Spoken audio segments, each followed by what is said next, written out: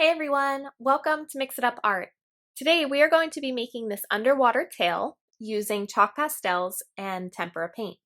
To get started, we're going to get a piece of black construction paper, and you can hold it either landscape style or portrait style, it doesn't matter. I'm going to start with mine in landscape style, and what you want to do is take a piece of white chalk, hold it on its side, and make a big circle in the middle.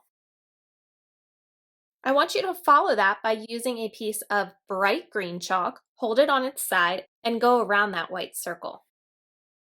Next, you're going to do the same thing with a blue piece of chalk. I want you to bring the blue all the way to the sides of the paper, so just the corners are left. Then you're going to fill in the corners with the side of the purple chalk. Now, starting in the middle, you're going to use one or two fingers and blend it all together.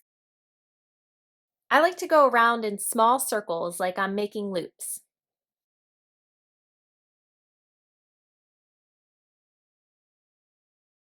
Once your chalk is blended in, you can go ahead and tap off the excess chalk.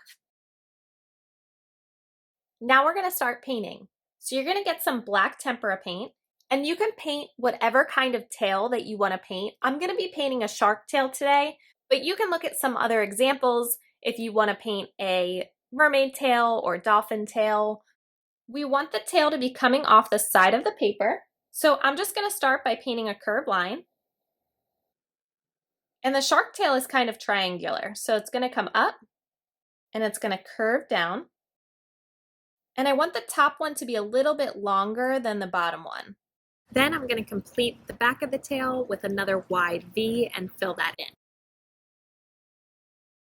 Now the bottom line is going to be like a diagonal, and I want the top line to be a little more rounded, so I just added a little bit more towards the edge. Now we're going to add in the tiny fins towards the back of the tail. These fins curve down towards the base of the tail. And then there's usually one more fin, which is like a triangle, just in the middle on the bottom. I decided I wanted to make the tail a little bit more pointy and the top part really long. So you can adjust your tail however you want to. And then I'm going to add in the dorsal fin right at the very edge. Once that's done, you want to wash and dry your paintbrush really well. Next, you'll want to get a little bit of clean water and add it to an empty space, and then add some of the white paint to that water. You should add enough paint so that it looks like paint and isn't clear. Once that's done, you're going to hold your finger out and just tap your paintbrush on your finger. Now it'll look like there's little bubbles floating underneath the water. And that's it. That's all there is for our underwater tail. Don't forget, if you want to leave me a comment or tweet me a picture, to follow me on Twitter at MixItUpArt, and as always, have fun.